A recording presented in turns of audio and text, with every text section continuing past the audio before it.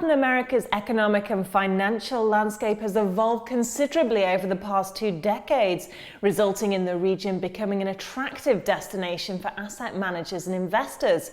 Here to discuss the opportunities is Jose Miguel Ureta, founder of PICTON, an independent investment advisory firm serving high net worth individuals and institutional investors throughout Chile, Peru and Colombia.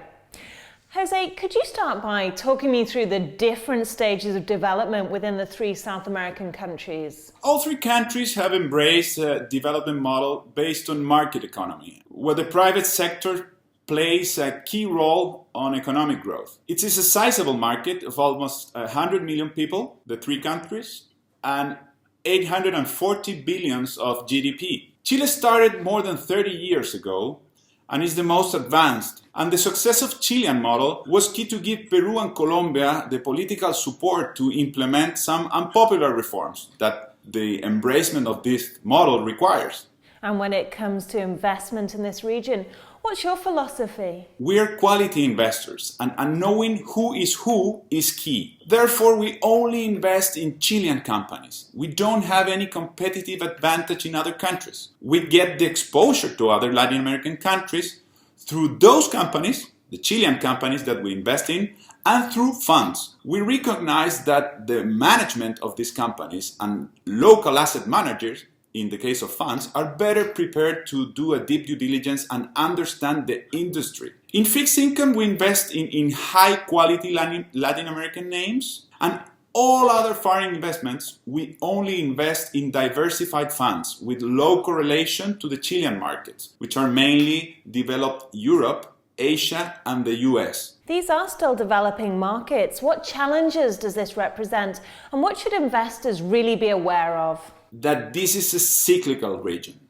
with heavy dependence to commodities, metals in Chile and Peru, and oil in Colombia. Invest in the Chilean stock market is pretty much the same as invest in copper. Big part of the cyclicality is explained by currencies. Since December 2012, Brazil has devaluated 45%, the real, the Colombian peso 45%, Chile 32%, and the Peruvian sol 24%. How investor-friendly is this region? It is a very investor-friendly region. If you see the June 2005 doing business ranking in the World Bank, Chile is ranked 48 among 189 countries. I would like to highlight in the case of Chile a very high minority shareholders protection, a sound tax scheme, and it's ranked very good in construction permits. Peru is ranked 50, and I would like to highlight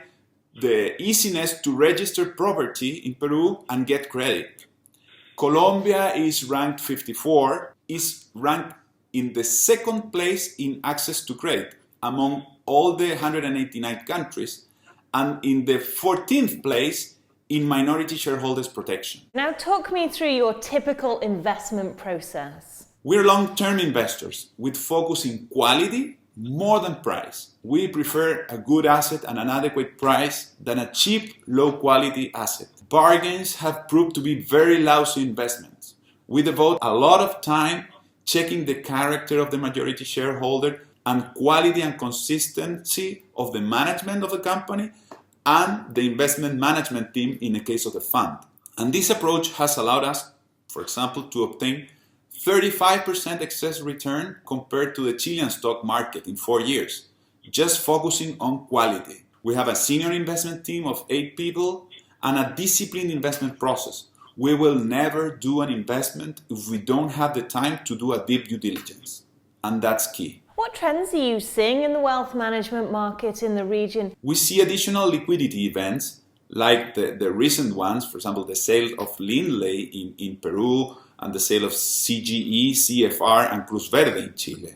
And that will create more family offices, which are very sophisticated investment offices, and it's an opportunity for independent investment managers like us. The movement towards open architectures will continue, and the separation of the buy side from the sell side will continue. We think that it is very healthy for the industry, this separation, to separate the sell side from the buy side. Finally, what have been the consequences of the business scandals in Chile and Brazil? I'm thinking of Petrobras, for example, and the challenges that these scandals have put to your development model. These cases are definitely ugly events that hurt the essence of capitalism. I hope that we are mature enough to understand that the market economy model is not immune to events like collusion and corruption. In fact, it's part of human nature. However, with good regulation and enforcement, the benefits of the model are much higher than its costs. Corruption and collusion has always been there. It was not very visible,